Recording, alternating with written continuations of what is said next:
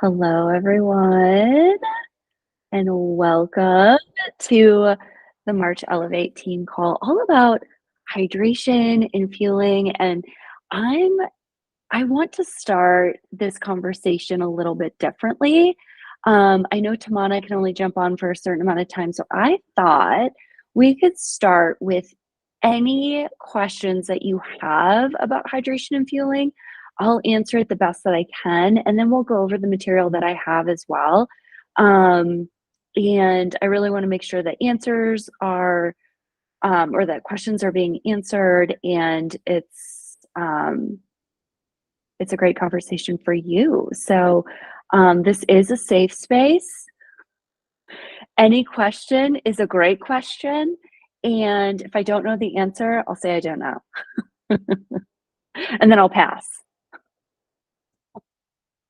And if you don't have any questions right now, that's okay too. But I'll give everyone just a few seconds. You can type it in the chat box. You can take yourself off mute. Um, whatever you want to do. Hi, Erin. Hi, Michelle.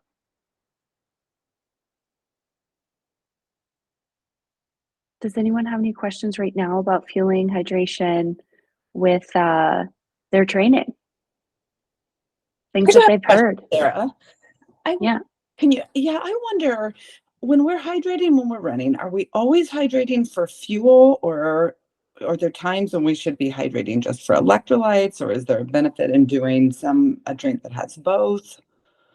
Oh, yeah, that's a great question. I think of it as like the most well-rounded fueling source is like the hydration, the water with the electrolyte combo, because the electrolytes contain the calories, the carbohydrates, all the electrolytes that your body needs. Because as we're running, especially most people on this call are running marathons, even the half marathon, your body is putting a lot of effort into the run. You are losing a lot of electrolytes. You're sweating, you're losing the magnesium, the sodium, the potassium. So if you can take sips of water at every mile, it will hands down not only help you feel stronger just by taking in the hydration, but also knowing it's like, I kind of look at it like it's another gel that you're taking just in the form of a liquid. So it really does have a lot of benefits. It's something that I talk to every athlete about individually, about taking sips of water, taking the electrolytes. I race typically with a handheld, and I love to have the electrolytes with me on the course. And sometimes I'll double up my serving, knowing, especially if it's a warm day like it has been for the last several marathons that I've run, I'll stop and refill my handheld, and then I'll shake the bottle. There's extra electrolytes in the bottle, which is great to be able to continue running and not messing with like adding in another sleeve of electrolytes. So tons of benefits. So in a marathon, you'll sacrifice the time loss to actually fill a water bottle? So that's a great question, Nathan. I had that exact same question. And I have a friend who's run Boston. He runs marathons all the time. I think his PR right now is like a 2:41, something like that. He told me to take the handheld because what you do is you take the top off as you're running up to a water table. The volunteers are usually really great about like getting out of your way, and you just pour 3 cups in, it fills the handheld, and you go. And it literally takes 3 to 4 seconds, where I feel like if you're slowing down at every single water table, so like at Boston, where Sure. Nathan's running, it's every single mile. I think you lose 3 to 4 seconds at every single mile by slowing down to take the water in. Maybe you're maneuvering around people, you're getting out of your flow. Or if you have the handheld, you're stopping probably once, maybe twice. And it's literally, I don't even call it stopping. It's like, I mean, you do stop, but it doesn't feel like it because it's just a few seconds.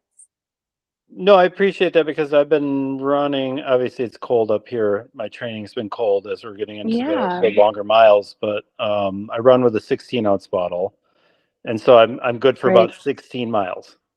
And on some of the longer runs where I can loop back to the car, I'm doubling up at least during the training, but I'm trying to think like, okay, how do I carry this through to the marathon? So that makes sense to skip all the slowdowns every other mile. Hmm. I think I kind of alluded to this in an email recently, but it's like, okay, so do one stop, perhaps two stops, and just refill, depending on the heat of the day. It's Yeah. that does make sense. Yeah. Yeah, it's super fast. I highly encourage everyone if you are running the 26.2 this year to think about carrying the handheld and knowing that if you do need to stop, it's actually saving you time over the yo-yoing with the water tables.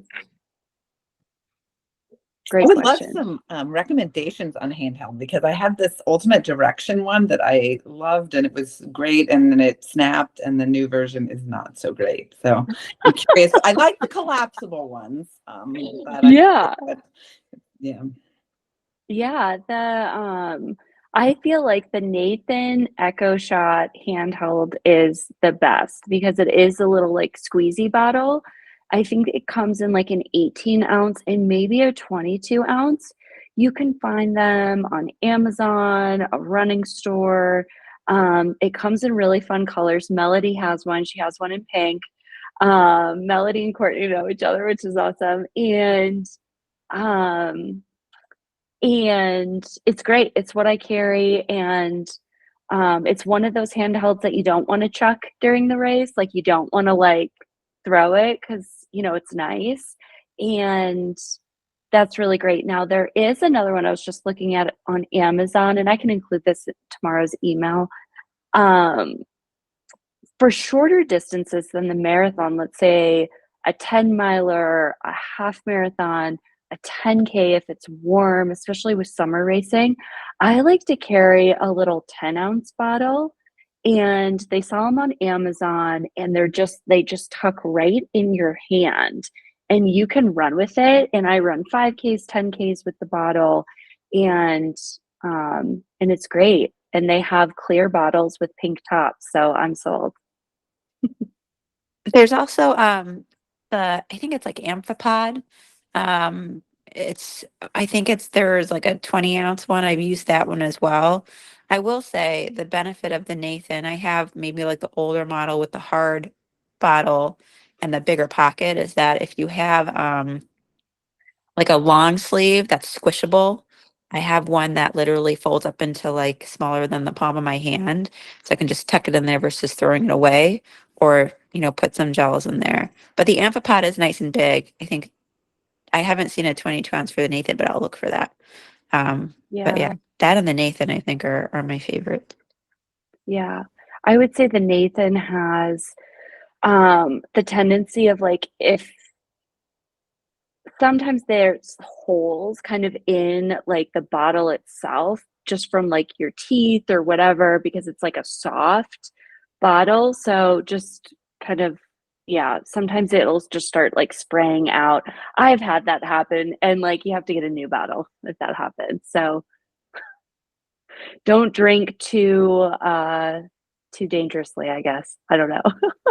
But it is a great bottle. Is that one easy to clean? Because I have one of like the hard bottle Nathan bottles, and like Mhm. you gotta be diligent about Have you seen that mold study? prevention. So gross. So Yeah, gross. so gross. Yeah, it's pretty easy to clean. I think if you use one of like those cleaner Scrubby or like brush. yeah, yeah, yeah. So it works well. And then you can like clean like the actual like cloth that goes around the bottle too, which is nice. I throw it in the laundry. Yeah. Does the mouthpiece dismantle? It does, which is yeah, game changer. Been looking at those. So Yeah. cool. Thanks. Yeah, it comes in like pink. It's great. Yeah. Pink is for PRs if anyone didn't know that. Wearing something pink on race day is a guaranteed PR. Well, not guaranteed, but makes you happy. Any other questions before we start? I was gonna ask just like, there's like the general guidance of like taking a gel every 3 to 4 miles. and I can do that like pretty easily. And Yeah. it seems to like work out for the amount of calories and carbs of whatever I'm getting. With hydration, I feel like I can only carry how, there's a maximum volume for how much I can carry. But like as far as what the scratch or element T or whatever I'm putting in, I feel like it's a total guess as to like, right? I'm like, I don't have like a sweat composition analysis to really understand like, what I'm losing in my sweat. I know you can do like kind of weight tests Yeah. like before after to kind of guess volume, but like how much scratch or LMT or whatever I'm putting in, I'm like total guessing. You're totally guessing. And I know that also changes like with weather too. So I don't know. Is there just like, yeah, better general guidance, or is it more like you got to just guess and check and figure out what works for you? Everyone is a little bit different, right? Especially in the summer versus the winter, and how much sweat you're losing and the type of sweat that you're losing, right? If you're a really salty sweater, if you have a lot of like salt or white marks on your face, you're losing a different type of electrolyte. So, like, everyone's a little bit different. You can do a sweat test to determine how much you lose per hour. There was a registered dietitian that came on, it was probably about a year ago, and she was from Scratch. I'll send that playback in tomorrow's email. She talks about how to structure, um, how much to take in. Some of it is a little bit of a guessing game if you don't have like your actual, like if you can't get a sweat test done.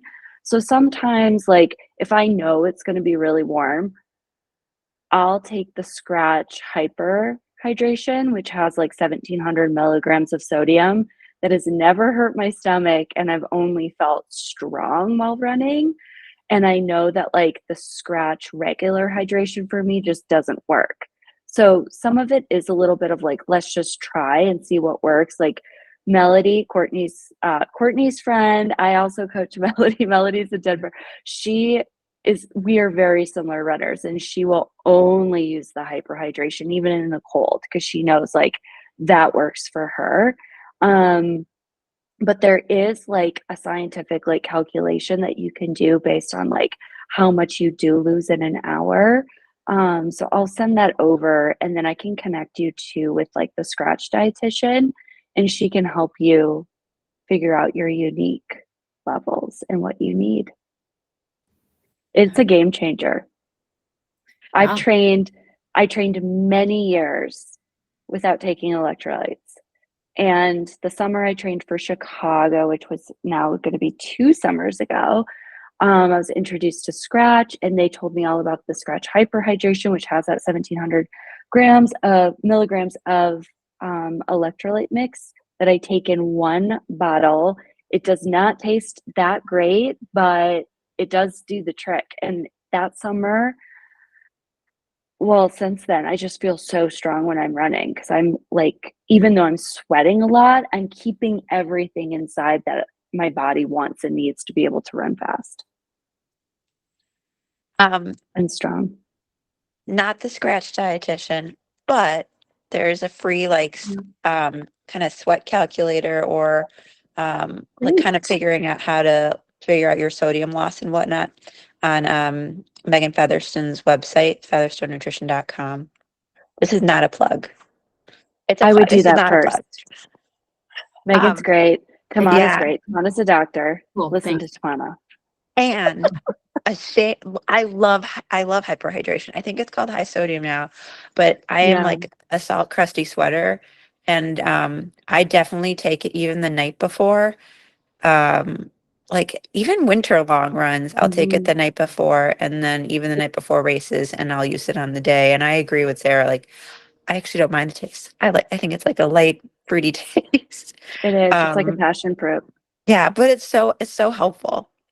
Hmm. Yeah, preloading with it is huge too. So that's a great point, Tamana. Like the day before, 2 days before your race, especially if you know it's going to be warm or it's going to be warmer, all of race week, and we'll talk about that on our race strategy calls.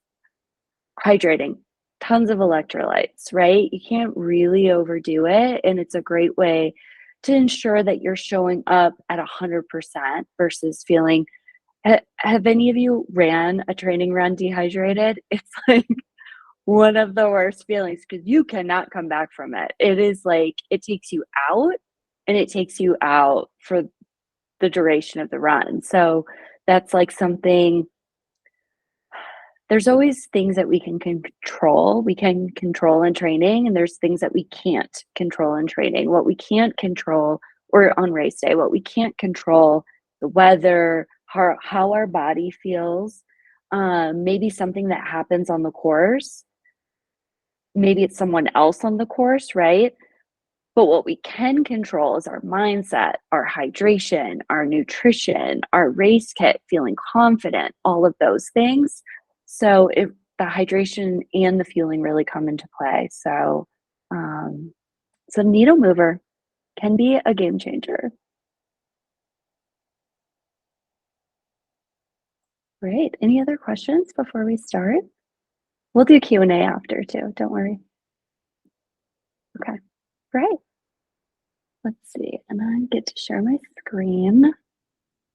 Let's see.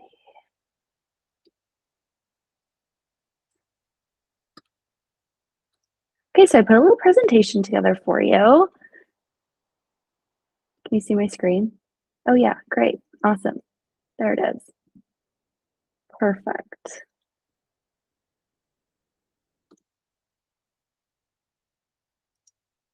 Great.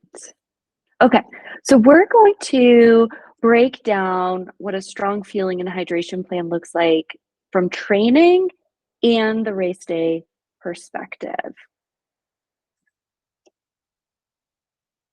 So my motto, I came up with this for the Boston team last year: fuel well, fuel often. Take those gels. It's going to be a game changer, especially for something as tough as a rolling hill marathon or a hilly marathon.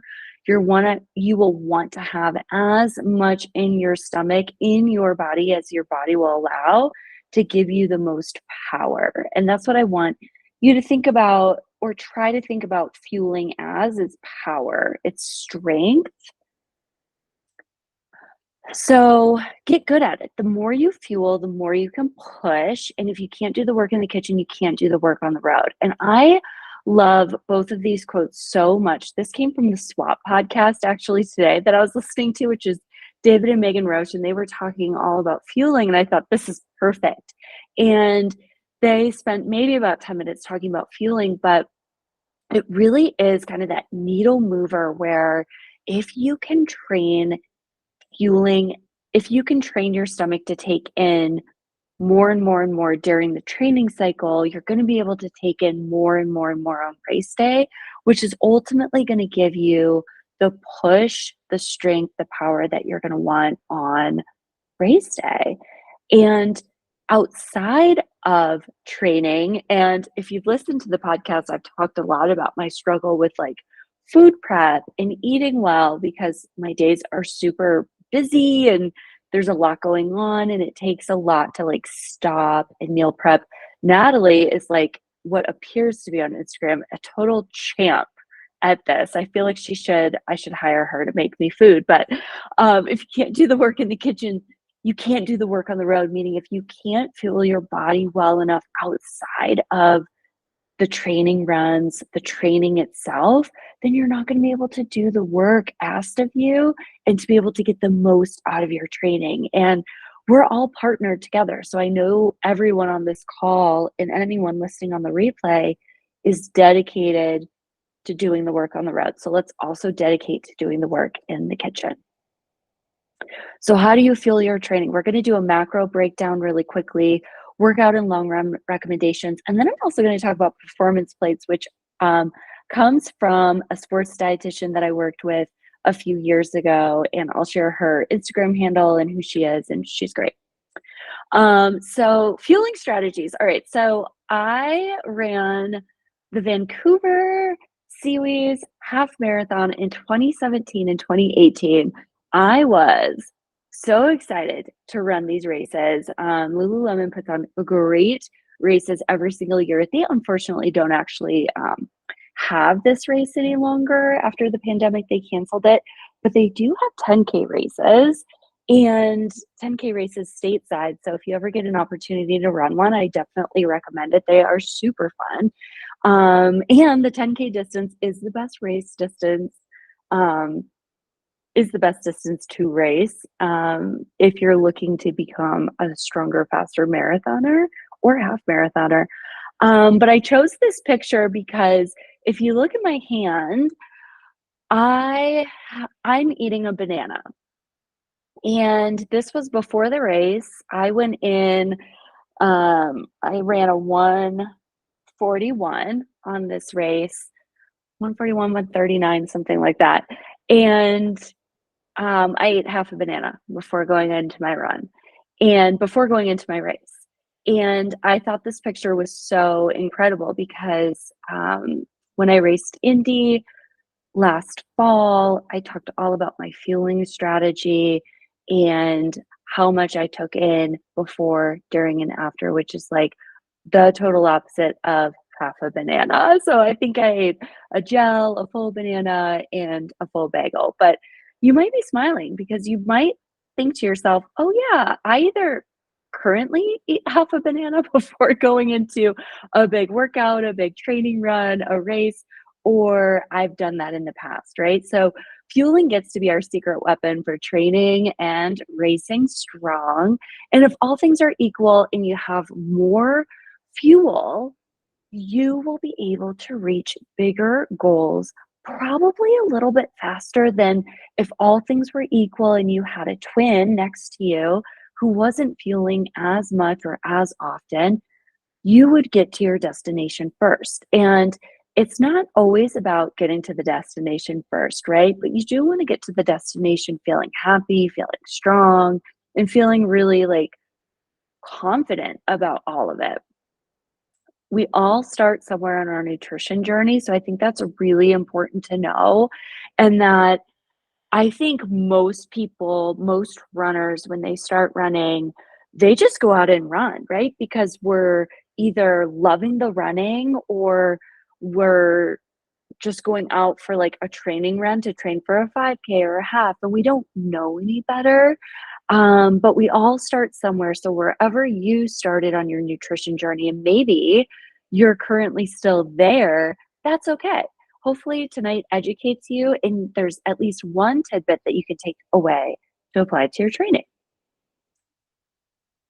Carbs. So we're going to talk about some macros right now. So carbs are kind of like the biggest foundation to training well and to feeling really good as endurance athletes. So we all need carbohydrates. When I started running consistently with a coach, I remember talking, so I actually the coach I had at the very beginning of my like marathon journey is actually the same coach that I have now, but there was a coach in between.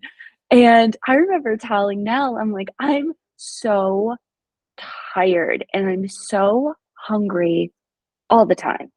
And she's like, you need to eat more, right? And so it's so simple and yet so complex at the same time. So carbs are going to be the biggest source of our energy. We need to replace a lot of our glycogen stores as we train and as we run. So carbs are going to do that.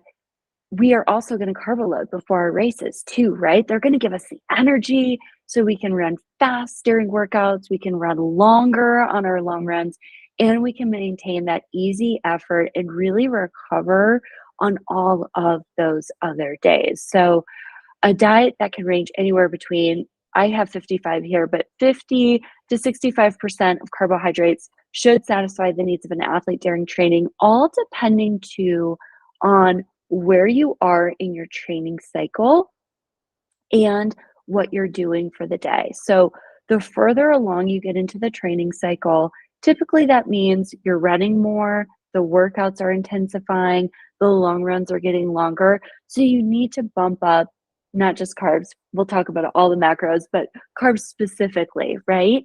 And we'll want to make sure that it kind of bookends really well with our training run. So making sure that we're fueling well before, during, and after those more intense days, like the workout days, the doubles, which could also fall on a workout day, the long run day, the rest day after the long run day. How many how many of you, and you could share if you want, or you could just think about this and not share, how many of you wake up after a long run? So you wake up the following morning and your stomach is growling. It's like hungry. You're like, I need to eat stat. I've had that happen to me. And I'm like, oh no, yeah, Amanda, right? Michelle, Aaron. It's like, you know what that is, Natalie? You know what that is? It's like, that is your body telling you that you didn't get to fuel enough during the day before. So maybe you had a long workout, maybe you had a long run, and you didn't fuel well to replace everything that you burned through. And now your body's like really asking you to give it what it needs, right? So you can focus a little bit more on that workout, that long run day. So you can be able to hit paces, you can hit effort, you feel good while doing it, and everyone is happy, i.e., you are happy. Carbs make for a very happy athlete. Um, so the higher intensity, the greater the carbohydrate requirement. So if you're high intensity days, workouts, long runs, like I just said, you're going to need more heat and humidity. This is something that I don't think a lot of people know.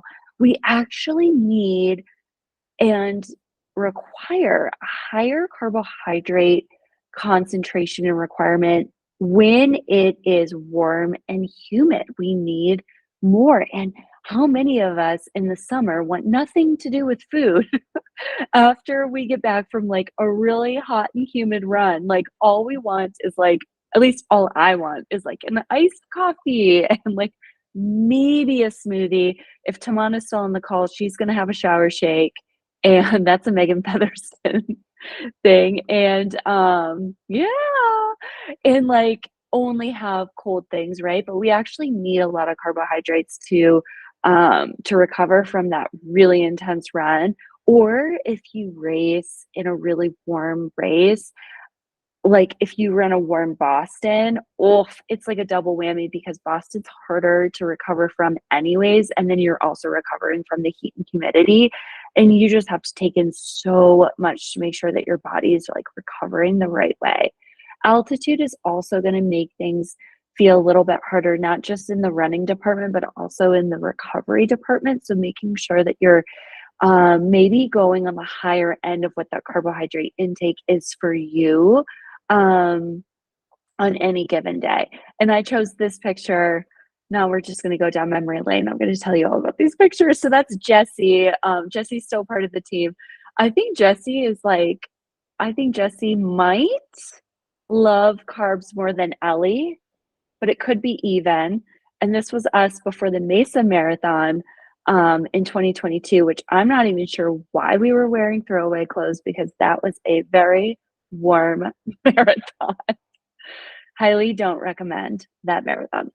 And everyone gets to experiment with your nutrients and carbohydrate timing. So let's talk about the timing of how to eat your carbohydrates before a workout or a long run. So carbs are going to be that main focus before you go into a workout or a long run because it's going to give you the fuel, it's going to give you the energy, it's going to give you everything you need to feel strong. But everyone's going to be different. So when do you eat your breakfast and what do you eat? So you want to focus on simple carbohydrates. It could be a banana with toast. It could be a bagel. I know some people really love oatmeal or fruit, other types of fruit. And I have an athlete who eats an apple before a long run, which has fiber in it, and it works for him, but I know it would not work for me. So you get to experiment with what works, what doesn't work. When in doubt, eat a little bit more, right? If you can. And it gets to be a process too. If you're in, let's say, a 16-week training cycle, each week is going to be a great opportunity for you to practice what works, what doesn't work in terms of what to eat and when to eat it, and when to kind of have that like, do I eat an hour or 2 hours before I go out for a run? Is it 30 minutes? Is it 20 minutes? What I can say is once you figure out what works, stick with that and use that in training for every long run. It's going to give you the confidence to know that you can simulate that on race day and it's going to work for you. I love like Bobo products are great. They digest. I feel like they digest really well. The other point is that the longer you practice eating, I feel like the easier it is to eat and go out for a run. So I'm at a point now where I can eat, put my running clothes on, and go.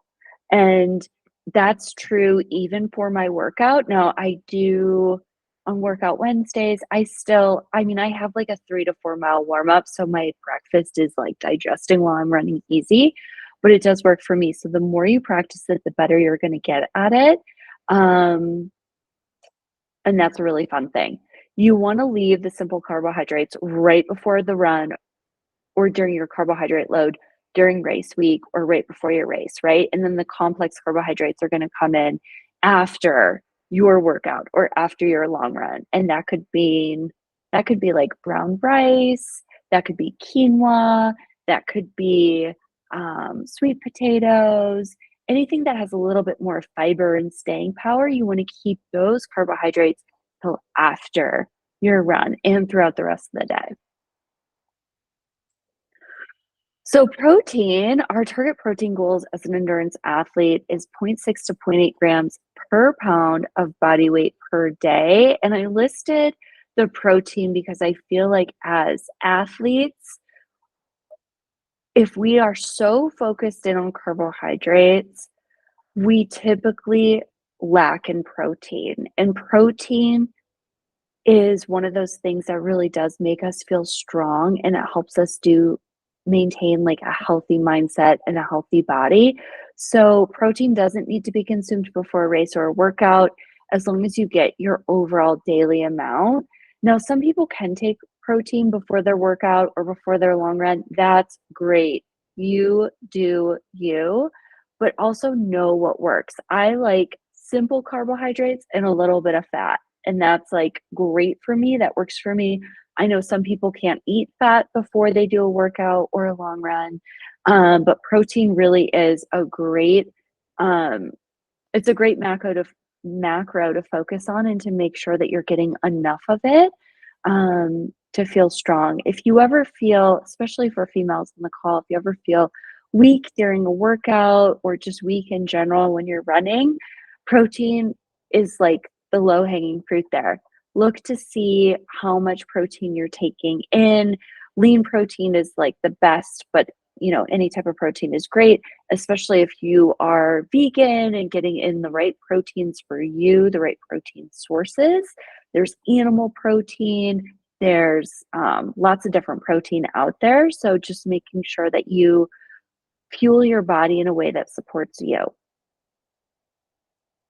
And then we have fats, which is another source of energy, and it's really important to make sure that we do have fat in our diet. High fat diets aren't necessarily recommended for athletes, but like I said, having a little bit of like nut butter on your toast before going out for a run really helps. At least for me, I feel like a little bit more satisfied because if you're ever on like a 1000% carb diet, like I think Ellie wishes she was on. Ellie, I hope you don't mind that I'm sharing how much you love carbs. All good. Yeah, like you'll get hungry, right? So you need to have like the protein and the fats. So making sure that your diet is a little bit more well-rounded. So if your carbohydrate intake is anywhere between 50 to like 60, 65%, the protein gets to be around 25 to 30%, and then the fat can kind of make up the rest of the diet. So you want to make sure that you structure the bulk of your nutrition before, during, and after your workouts and your long runs to track your energy levels and to see if it makes a difference. I notice a huge difference when I structure my fueling well. when I structure it really well before and after my harder sessions, and then instead of how many of us have, like, gone into a workout, gone into a long run, and then we're, like, so rushed for whatever's coming up next that we don't take time to eat, and then we crash, or you feel like you crash at, like, 2, or all you do is, like, eat for, like, 2 hours straight from, like, 2 to 4 o'clock, right? Or, like, during dinner. It's wild. So if you can really try and, like, bookend your workouts and your long runs with the fuel that you need, it's gonna help a lot. I really like the 3-to-1 carb to protein ratio after a long run. The 3-to-1 carb to protein ratio is great because you get the carbohydrates in, you get the protein that you need. So that could mean like 80-30. It could be 60-20. So really making sure that you're getting in a lot of carbohydrates and protein. So like 1 egg isn't enough protein. I would even say 20 grams is probably on the lower side. If you could target 30 to 35 grams and then target like 80-ish or higher grams of carbohydrates after your run, that's a great place to be. In terms of before a workout or before a long run, you want to work your way up to about 60 grams of carbohydrates with just a touch of like fat if that works well for your stomach. So that gets to be a build. That gets to be something that maybe you start with like half a banana, like I did. And then you eat the full banana. And so a full banana is 20 grams of carbohydrates typically.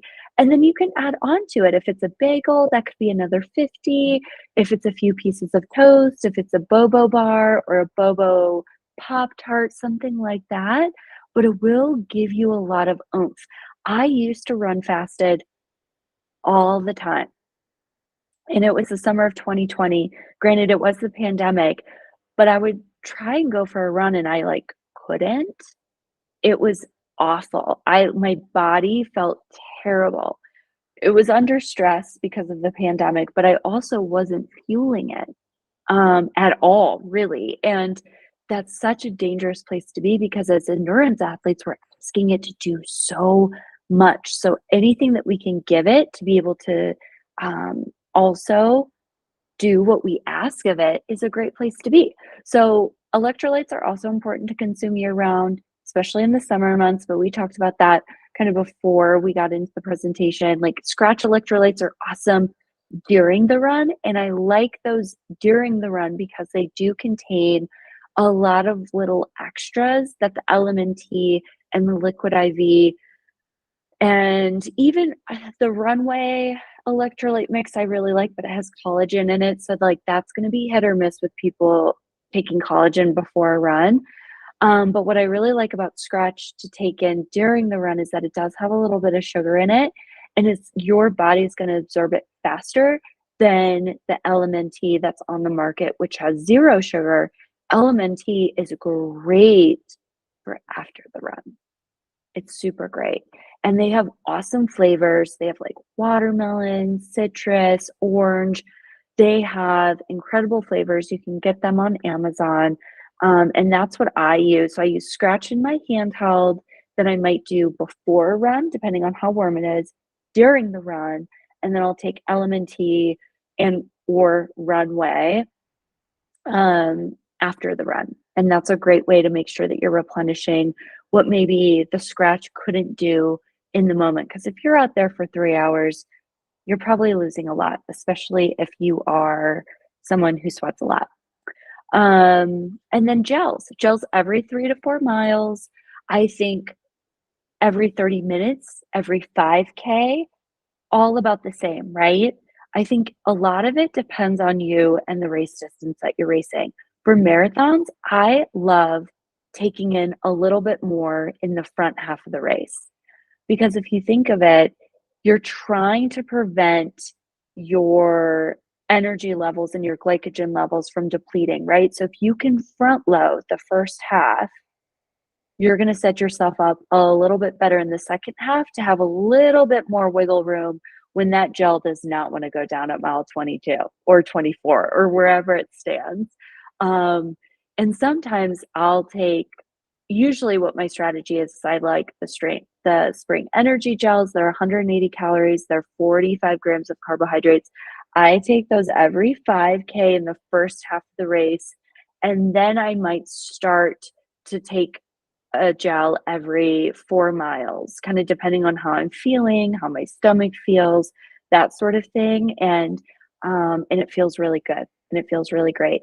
Caffeinated gels are like a whole other level of power. The Morton Calf Gel has 100 milligrams of caffeine. If you're someone that's not highly sensitive to caffeine, but you do notice an impact to caffeine, I love taking a caffeinated gel about, well, in the marathon, it would be, I like to take it about at mile 16. So it hits maybe a mile 20, and then you have the 10K to race. In the half marathon, I like to take it at the 5K. So it hits at the halfway mark, and then you're kind of good to go for the rest of the race. And then anything shorter, I take it before. And it really does, it can help give you a bump. Sometimes you don't feel the gel. And if you don't feel the caffeine, you don't feel the gel that day, it's probably just a tough day in general. I've been there. There's Melody. Performance plates. All right. So performance plates are a really fun way to create a meal to ensure that you're getting enough nutrients that you need for a big training week, a big workout, a big training block or cycle or race week. So it's a combination of carbs, proteins, fats, and then color. So 50 to carbs, 25 to protein, 15 to fats, 10 to color. And here we go. So this is from sports dietitian Kelsey. I know some of you follow her. She's was my sports dietitian. She's awesome. I'm hoping to get her on the podcast. There was, I had Megan Featherston on the podcast thanks to Tamana's help.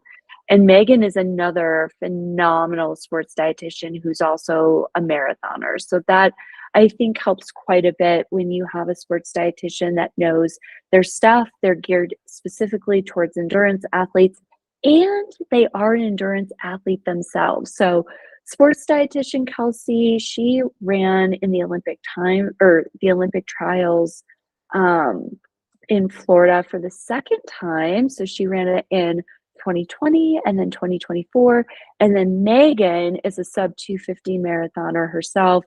She's incredible too. So both sports dietitians are awesome. This is what Kelsey has to say in terms of like what a performance plate looks like during a hard week of training. Before we look at the plate though, let's define what a hard week of training is. So it's 40 plus miles per week of running or cross training, and then 8 hours of training. High intensity days, you have your long run days, or maybe you have a double, or you're using like Nell's lift plan that I know a lot of you are using and also running, or maybe you have the tonal, or maybe you're getting strength through me, whatever that looks like.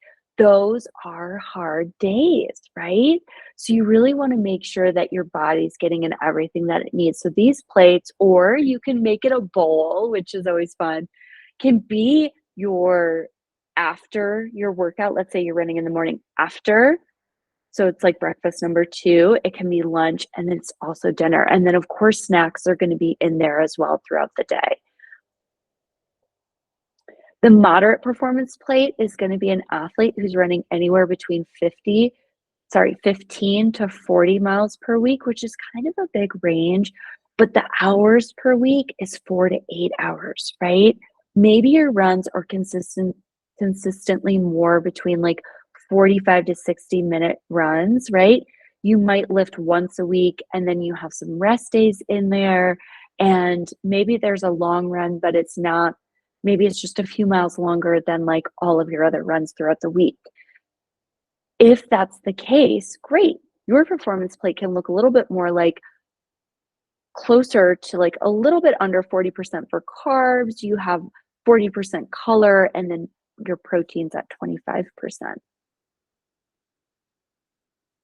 And then an easy performance plate. This could be like an off season, or I would not count this the week after a race. I think a week after the race, you get to eat like your training, because your body is going to be repairing itself on overdrive and you're probably going to be hungry.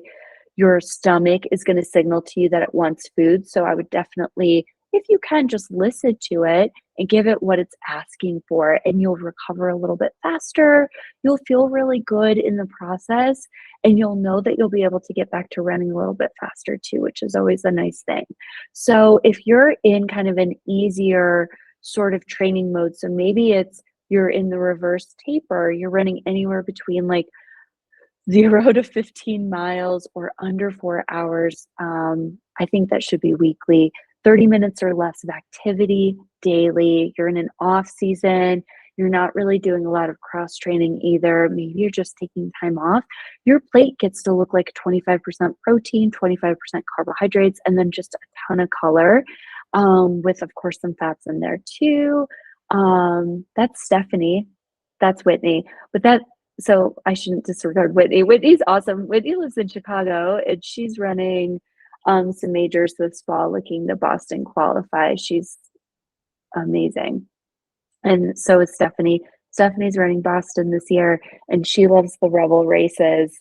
So I'm hoping she can do one of those again after Boston.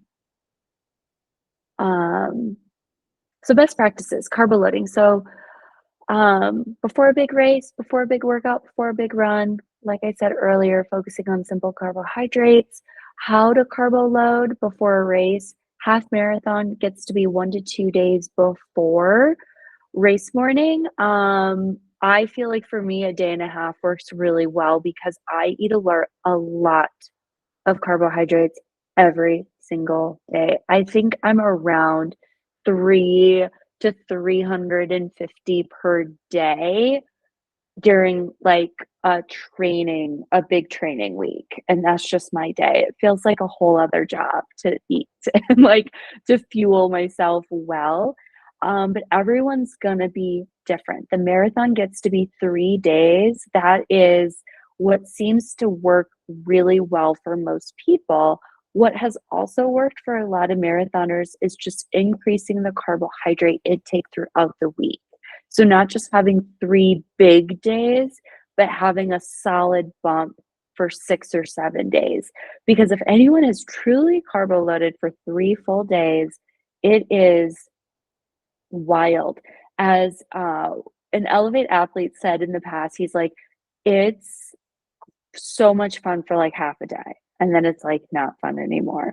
But it can be a lot of fun. And I have to say, running my 6th marathon at CIM, I carbo loaded the best I've ever done. I felt good. I didn't feel bloated, which is, you don't want to feel bloated. If you feel bloated, you went a little too much. You went overboard. But every time you carbo load or every time you race, I want you to think of it as an opportunity to learn what works, what doesn't work, and then taking notes.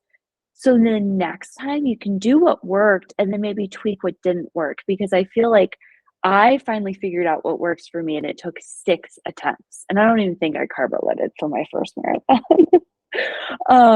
You want to target 3 to 5 grams of carbohydrates per body pound per day, which is kind of like that 3-day. But maybe if you're upping it for 6 days or 7 days, it could be like at 2.5 or 3 grams per body pound per day. Bread, bagels, waffles, fruit, dried fruit, sports drinks. Sports drinks are a game changer because you can get a lot in and it doesn't feel heavy. Graham crackers are awesome. Potatoes, pasta, pizza, more bread. You want to make sure that your fat levels aren't too high.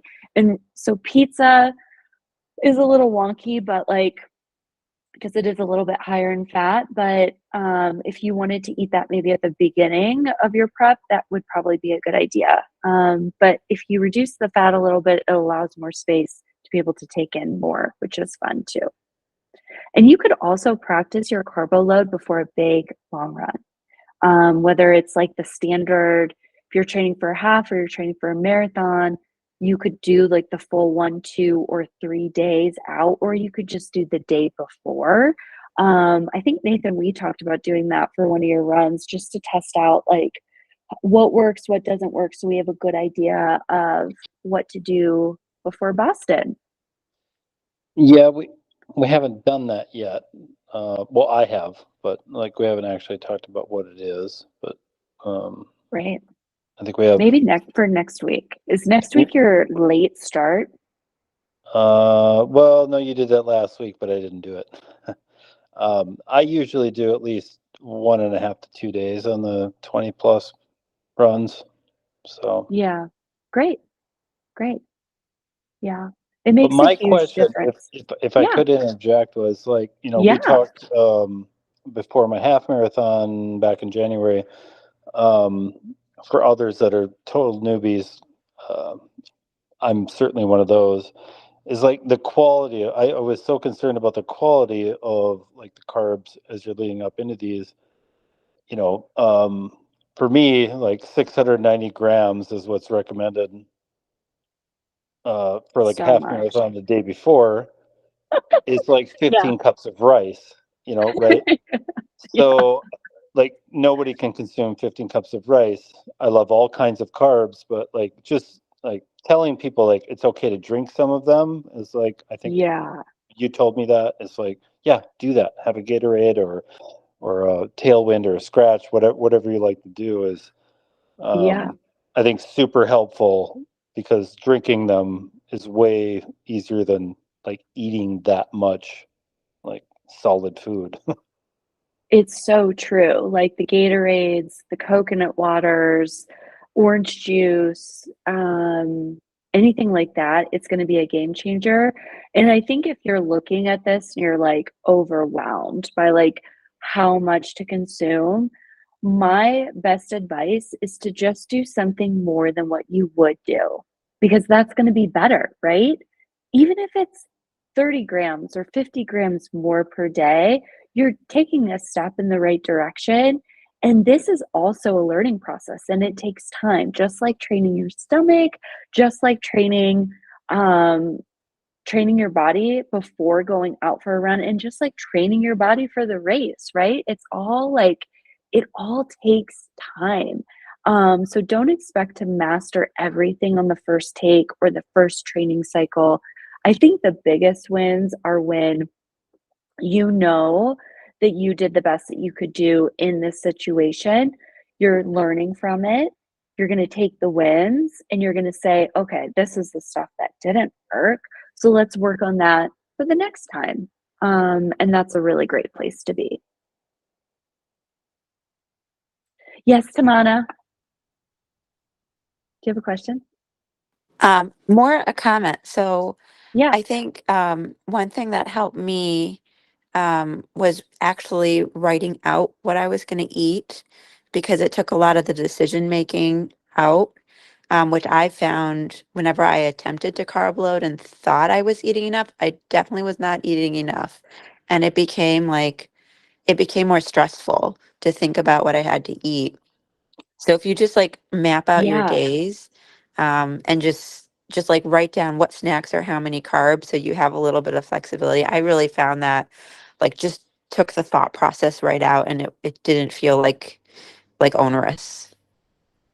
That's a really great suggestion because it probably can feel overwhelming, right? And once you write out what you want to eat, how, like when or what it kind of contains, it becomes easier. I know that I can have a bagel with a banana drizzled in honey, and it's about 100 grams of carbohydrates. And that's how I start my Friday, or I guess it'd be Thursday, Friday, Saturday before a marathon with that. I'm like, I'm 100 grams in. Great. Like, I just need a huge deposit in the carbohydrate bank. And having those meals and having those go-to things of like the Bobo Pop Tarts are how how many grams are like 50 grams of carbohydrates in It's like those, I think, Tamara. 49. 47, Yeah. 49. Yeah. Yeah. It's like wild. It's like easy 50 right there, 49. And the more you do it, the easier it'll be to like pick things out. But I love writing it down, making a list, maybe meal prepping. I know Melody, who ran Chicago last fall, I think she had everything written out, everything meal planned and prepped, and what she was going to do, especially for those traveling to races. So we have a lot of people traveling to races this year, for sure. Um, so making sure like you can get what you can get when you're at home, and then also what you're going to do once you get to your final destination or race destination. So if it's renting an Airbnb, that's great. They have a kitchen. You can go to the grocery store. That's going to be the easiest thing. Or scoping out some restaurants that you know are going to work for you. And I always recommend making reservations, because race weekends, especially for any place that has like good carbohydrates, they're going to be like packed. So planning ahead definitely helps for sure. So my favorite registered dietitians to follow on Instagram, and then of course in just real life, because they're awesome: Megan Featherston, Featherston Nutrition, Kelsey, can't pronounce her last name, sorry Kelsey, sports dietitian Kelsey, she's so great. I think it's like Pointinus or something like that. And then Starla, she's based in Houston, and her handle is running dietitian Starla. She's also like right on that OTQ sub 250 kind of like area.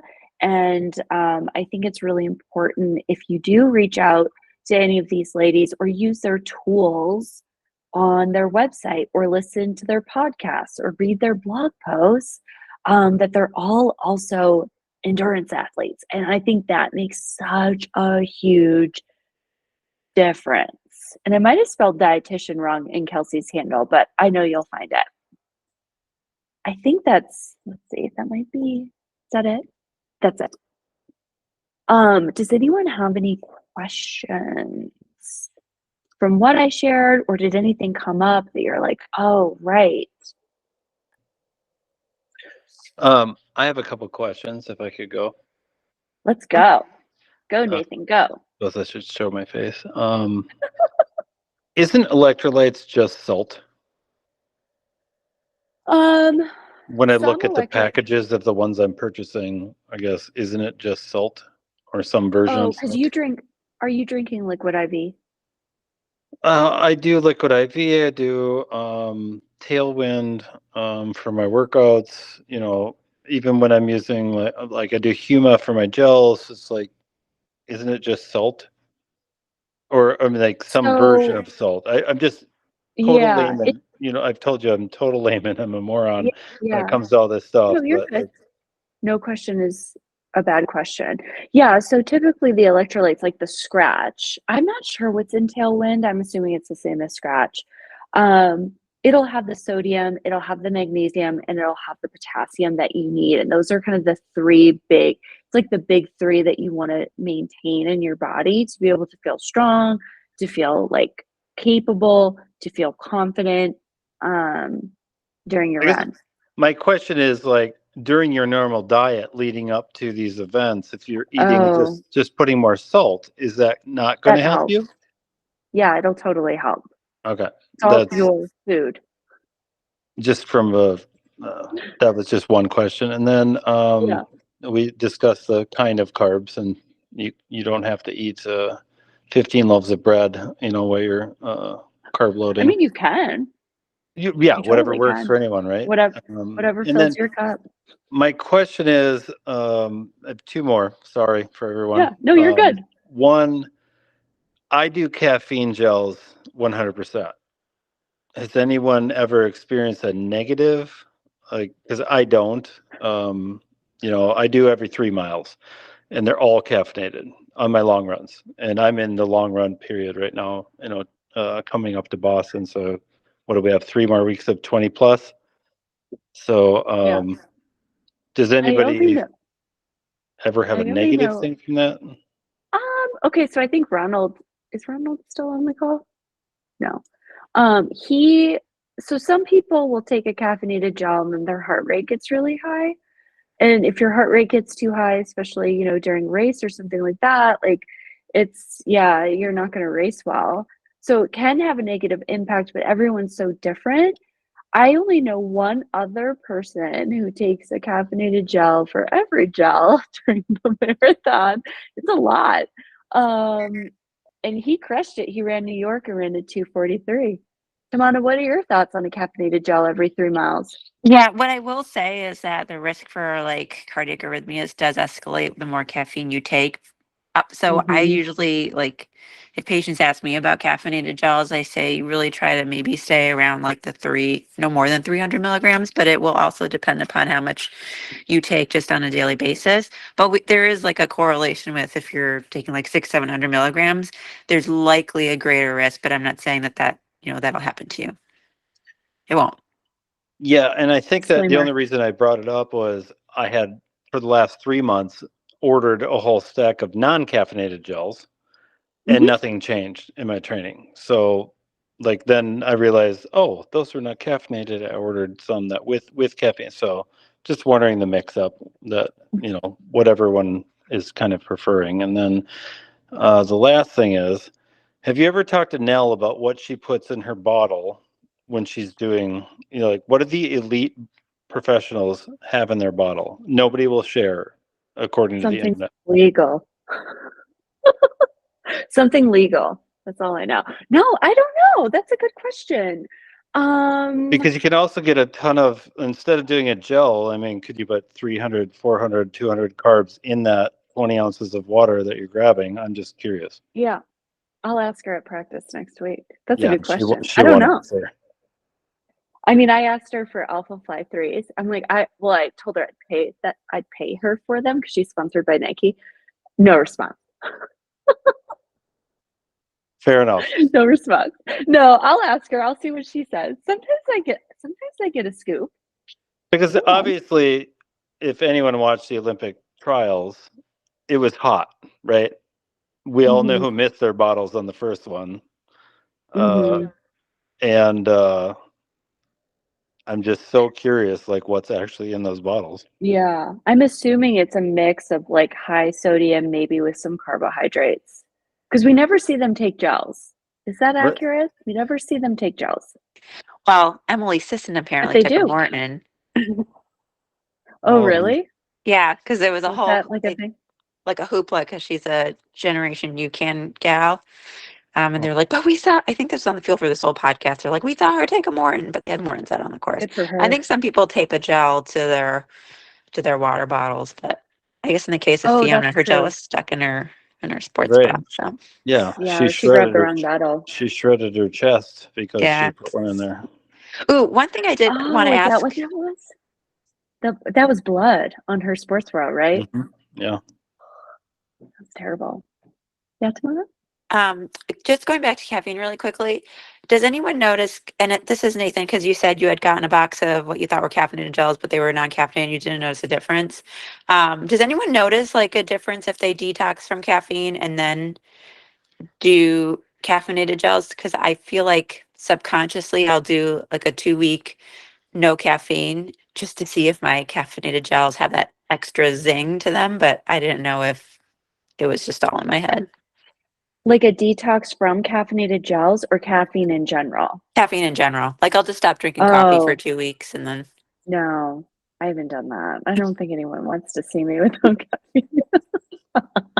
Well, I guess my whole point with bringing that up was like I do 1 cup of coffee a day, and for Oh, quite a long period of time, I was consuming gels that I thought had caffeine in them that did not. And then I ordered a whole set, and I was like, well, it doesn't make me feel any different, but maybe I don't need the caffeine. Is my point. yeah, I maybe, yeah, Everyone's different. I hear you. Yeah, it's like maybe it's more of like a mind thing. Yeah. It could be. It could use not whatever be. works, man. Yeah, but maybe like not consume But I six have to them, seven so hundred milligrams of I need to caffeine. consume them at this point. Yeah, yeah, for sure. What brand do you take, Morton? I use Huma. Oh, okay, great. Is how many milligrams are in the Huma gels? Didn't look. I Okay. think it's only 25, Yeah, I 25 or think it's 50. pretty. It's Oh, not terribly high. Yeah. okay. Morton is Then you're 100. good. Precision Fuel is 100. You should try 100. Yeah, you You'll should. get a But zing. not for every gel. The guy I mentioned that takes a gel every, I think it was every 5K for New York City. It was Morton, 100 grams. I know. How wild is that? Well, then Um, it's a different story than Nathan. If you're doing like a 25-gram caffeinated gel for every gel, that's like nothing. yeah, Yeah, I think that's what I'm talking about. It's not terribly high. yeah, yeah. And that makes sense. If you're only drinking 1 cup of coffee a day, how are you doing that? You're training a lot, you're a dad, you work full time, you're a husband. The week I've had, and Well, you you know were about part sick. of it. Yeah. Are you feeling better? You Yeah, seem but then better. I threw my back out on Tuesday, so Oh, we're almost oh, back. And don't change my schedule. I'm doing okay. Saturday. I'm doing my Saturday. Don't change Just it. don't hurt yourself anymore. Yeah. I'll Like, be fine. I'll yeah, be fine. we're so close. We're so Everything came to close. a head this week, and it's good Yeah, now instead of a 1 week before the marathon. So definitely. Yeah. Better, yeah, just get out of your system now, for sure. Okay, so I'll definitely ask Nell what she puts in her bottle. We'll see if I get an answer. I might not actually be at practice next week.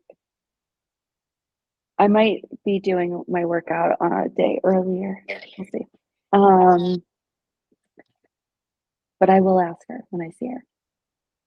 Any other questions? Comments? Everyone's off screen. I just see your initials. Thanks, Tamana. I'm just multitasking. Yeah, It's you're called great. taking the decision Oh, out of oh, morning hi, clothing. Michelle. Yeah, for sure. Yeah, I hope everyone's multitasking right now. Life is busy. Well, great. Thank you so much. Oh, Michelle, you're muted. Thanks, everyone. I'm going to stop recording. Do you know about those